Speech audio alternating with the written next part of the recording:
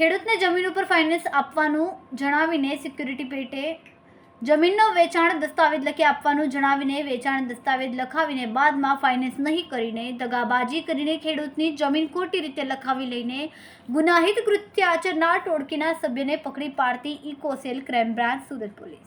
હાલના ઝડપી યુગમાં સુરત શહેરનો વિસ્તાર ખૂબ જ મોટા પાયે વિકાસ પામી રહ્યો હોય અને મોટા વેપાર ધંધા સાથે સંકળાયેલ હોય તેમજ સુરત શહેર ટેક્સટાઇલ અને હીરા વેપારનું હબ છે। આ ઉપરાંત સુરત શહેરમાં જમીનોના કબજા કરીને જમીનો પચાવી પાડવાના કિસ્સાઓ પણ ભૂતકાળમાં બનવા પામ્યા છે, જેથી સુરત શહેરમાં ખેડૂતોની કે અન્ય વેપારીઓની જમીનો ભૂમાફિયાઓ દ્વારા પચાવી પાડવામાં ન આવે તે માટે આવું કૃત્ય કરનાર ઇસમો વિરુદ્ધ કાયદેસરની કાર્યવાહી કરવા તેમજ આ બાબતે જરૂરી તકેદારી રાખવા માનનીય પોલીસ કમિશનર શ્રી અનુપમસિંહ ગેહલોત સાહેબનાઓ દ્વારા સૂચના આપવામાં આવી હતી।